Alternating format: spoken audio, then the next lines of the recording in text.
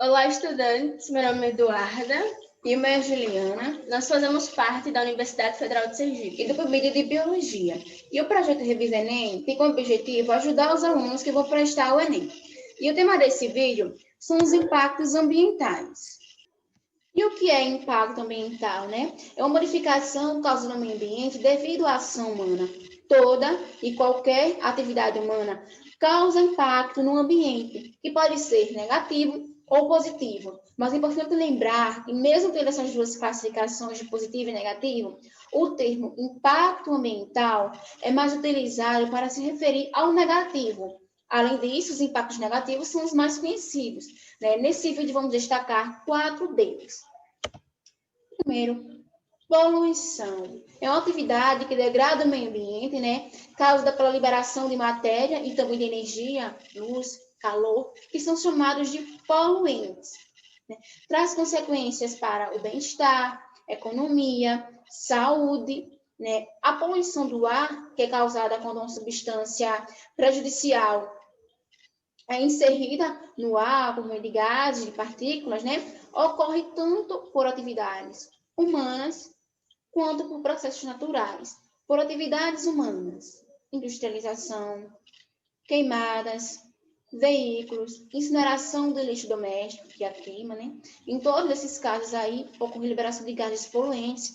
Na queimada, ocorre liberação de fuligem, causa irritação, tosse, né? Como processos naturais, atividades de vulcões, liberação de metano por animais durante a digestão, decomposição, né? Nesses 3 casos aí, nesses 3 primeiros casos, ocorre liberação de gases, né?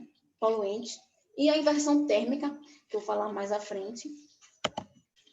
Temos aqui ao lado, né, um esquema da inversão térmica. Em um dia normal, o ar quente fica mais próximo da superfície e o ar frio fica mais acima. Mas o ar quente, ele é menos denso, então ele vai subir. E o ar frio, mais denso, vai descer. Só que aquele ar frio, mais denso do que desceu, ao chegar na superfície, vai aquecer, já que a superfície é quente, né? Então o ar frio vai aquecer e o ar quente que subiu vai resfriar. Então vai sempre ocorrer essa troca convectiva. Né? E durante essa troca, há a disseminação de poluentes, os poluentes são eliminados. Mas, na inversão térmica, em épocas mais frias, o ar frio que vai estar mais próximo da superfície e o ar quente vai estar preso entre 2 camadas de ar frio. Então, essa troca convectiva vai ser mais lenta ou não vai ocorrer. Assim, não vai acontecer a eliminação de poluentes. Os poluentes vão ficar presos ali e vão causar prejuízos à saúde. E como consequência, né, da poluição do ar, temos o efeito estufa, que vai contribuir com o aquecimento global, chuvas ácidas, né, que destrói lavouras, doenças, problemas respiratórios, alergias e outras. E como evitar a poluição do ar? Reduzindo as queimadas, optar por transportes coletivos. Temos aqui um exemplo, né, da fuligem, como eu falei, que é liberada durante a queimada. Poluição do solo, né? É o uso desordenado do solo, depositar elementos químicos estranhos e prejudiciais, né? Como, por exemplo, acúmulo de lixo sólido, como vemos aqui na imagem lá, de um exemplo, né? Produtos químicos, né? Pesticidas, fertilizantes, esgotos lançados no solo, né? Como as consequências disso, vamos ter redução da fertilidade, né? Um solo com baixa fertilidade não vai ser legal para a plantação, né, para o plantio. Contaminação de alimentos. Quem ingerir esses alimentos contaminados vai se contaminar também. Né? Contaminação do lençol freático, né, que ali é a água. E como evitar a contaminação do solo?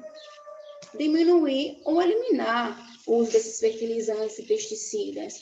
Destinar corretamente o lixo, né? Investir na reciclagem e no uso de materiais biodegradáveis, né? Com isso, vamos reduzir, né, a produção de lixo, o acúmulo de lixo. Poluição da água, né? Causa por acidente marítimo envolvendo petróleo, como vimos aqui na imagem abaixo, né? Uma água com manchas de petróleo, mercúrio utilizado na garimpagem, lançamento de compostos inorgânicos nos lagos, nos rios e mares, né? O uso de pesticidas e fertilizantes. Aí você deve se perguntar, mas é aplicado no solo, né? Sim, mas com as chuvas, eles são arrastados para os rios, né? Como consequência disso, vamos ter prejuízo de plantas, peixes e aves marinhas, escassez de água potável, né, porque uma água contaminada não é apropriada para o uso, disseminação de doenças, como a giardia e a cólera, proliferação de dinoflagelados, causa da maré vermelha, como na imagem lá daqui, ó, maré, realmente ela fica na cor vermelha, né, daí então o nome, né, vários peixes morrem por conta disso, né. E o desmatamento, né? Remoção da vegetação nativa de uma área, né? O que é que leva isso a ocorrer? Industrialização, urbanização, exploração da madeira, né? Por fins econômicos, né? Atividade agropecuária para usar, para fazer pastagem. E como consequência, vamos ter desequilíbrio ambiental, perda do hábitat de animais, extinção de espécies, que a Eduarda vai falar mais à frente, erosão e desertificação, né? Temos aqui nessas duas imagens uma área que está sendo desmatada e aqui é um exemplo do que é erosão. Já que o desmatamento é a remoção da vegetação, então fazer o reflorestamento, né?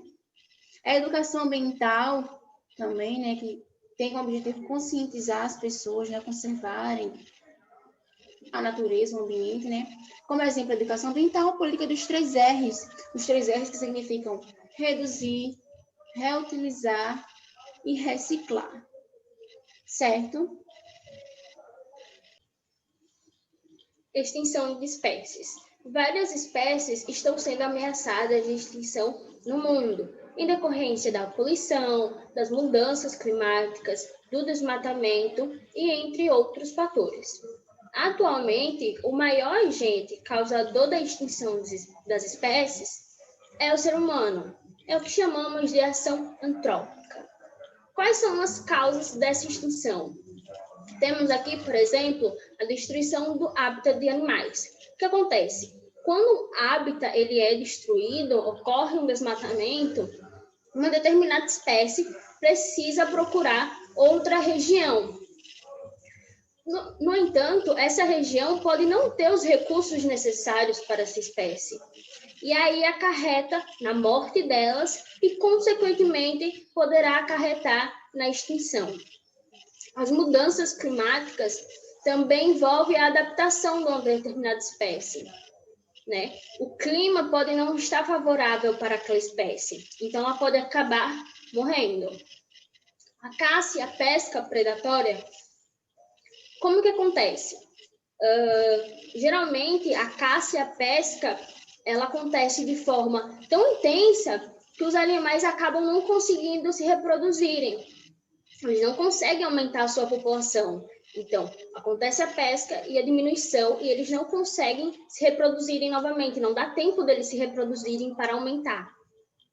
A expansão das fronteiras agrícolas, que é quando há um desmatamento para a produção, há um desmatamento para aumentar a produção agrícola. Quais são as consequências disso? A perda da biodiversidade, a diminuição da variedade alimentar, a aceleração da extinção de outra espécie. Temos como exemplo aqui a ararinha azul, que está extinta na natureza. Ela é encontrada apenas nos cativeiros. E o que aconteceu? Acredita-se que a extinção da ararinha foi decorrente do tráfico de animais e do desmatamento do seu hábitat. Temos o coala e a baleia azul, que também estão no grupo, estão ameaçadas de extinção. No entanto, a baleia está conseguindo reverter esse quadro, ela está conseguindo aumentar a sua população. Temos o urso polar e o cacaco, também estão nessa lista, estão sendo ameaçados de extinção. Pinguim africano e o panda. Aqui no caso do panda, ele já saiu, ele está saindo dessa lista de animais em perigo. Vamos falar agora sobre as espécies exóticas. As espécies exóticas são todos os organismos que são encontrados em lugares diferentes do seu hábitat original. Eles podem ser introduzidos de forma intencional, que é o caso da NIM. Ela foi trazida da Ásia para o Brasil para ser usada como pesticida. No entanto, ela se adaptou muito rápido ao nosso clima e acabou não deixando que outras árvores se reproduzissem naquele local, por ela absorver muito a água. E também elas podem ser introduzidas de forma não intencional, que é o caso, por exemplo, do Aedes aegypti, que foi trazido da África na época da escravidão. Tudo bem? Quais são as causas para a introdução dessas espécies? Algumas, como fins financeiros, que é o caso, por exemplo, da rantoro, ela foi trazida dos Estados Unidos para ser comercializada. A utilização como animal de estimação, que é o caso do javali, ele é um animal europeu, foi trazido para o Brasil para servir como animal de estimação e posteriormente matar para consumir a sua carne. No entanto, o IBAMA não autorizou isso e ele foi solto na natureza. Quais são as consequências dessas espécies? Ela ameaça a biodiversidade e acontece há um desequilíbrio ambiental. Temos mais alguns exemplos, que é, por exemplo, o pinheiro e o eucalipto. Temos aqui uma questão, né, do Enem 2012, né, que fala sobre a política dos 3 R's, né, para diminuir o acúmulo de lixo e desperdício de materiais de valor econômico e, assim, reduzir a exploração de recursos naturais, adotou-se em escala internacional a política dos 3 R's, né, redução, reutilização e reciclagem. Então, a questão quer saber um exemplo de reciclagem, né, como já está marcado aí, a resposta é o item B, latas de alumínio como material para a fabricação de lingotes, né. Não confundam reciclar com reutilizar. Vamos reciclar, reutilizar o material como matéria-prima para a produção de outro. A reutilização é utilizar um material que não serve mais para aquela função em outra função. Né? Como exemplo, uma roupa velha usa agora como pano de chão. Então, na letra B está aí um exemplo de reciclagem, né? Usou a lata de alumínio como material para fabricar os lingotes. Certo? Esperamos que vocês tenham gostado do vídeo. E obtenham um bom desempenho no Enem. Compartilhem o vídeo com outras pessoas, né? Para que elas também possam assistir. E obrigada. Obrigada. Tchau.